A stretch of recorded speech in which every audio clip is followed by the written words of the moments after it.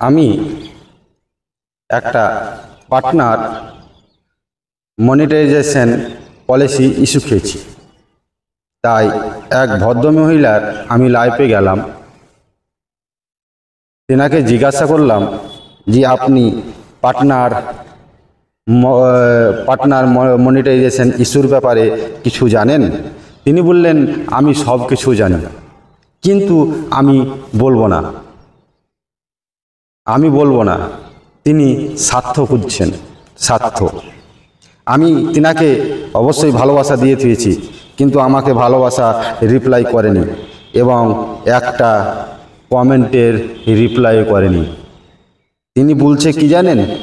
তিনি বলছেন যে আমার লাইফে প্রতিদিন আসতে হবে, আর আমি যতক্ষণ লাইফে থাকব ততক্ষণ লাইফে থাকতে হবে এবং আমার লাইফটাকে শেয়ার করে দিতে হবে, তবেই আমি বলবো। তা কেমন করে বলবো বলছে? তাহলে শুনেন। তিনি বলছেন যে আমি ডাইরেক্ট লাইফে বলবো না, আমি লোকের উপকার করব না। তাহলে কেমন একটা কন্টেন্ট ক্রিয়েটর চিন্তা করেন? বলছে আমি লাইভে বলবো না, আমি মেসেজে বলে দেবো। প্রতিদিন যদি আমার লাইফের সঙ্গে যুক্ত থাকো আর আমার লাইফটাকে শেয়ার করে দাও, তাহলে আমি কমেন্টের মাধ্যমে বলবো। মানে একদিনের লাইফে বলবে না, আপনি প্রতিদিন থাকতে হবে, তবে ইচ্ছা মতন বলবে। তাহলে কেমন স্বার্থ খুঁজছেন চিন্তা করেন। একটা মানুষ, আপনি যতটা জানেন ততটা মানুষের হেল্প করেন।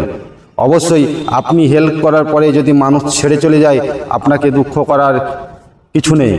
কেন আপনি দুঃখ কেন করবেন?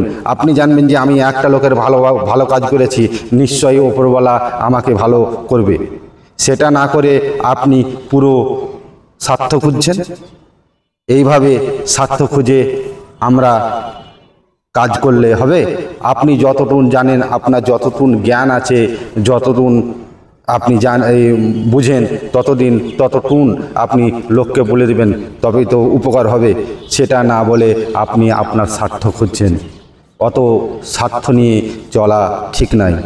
অবশ্যই আমরা ফেসবুক জগতে কাজ করি, আমরা আমাদের নিজের প্রকাশ করি।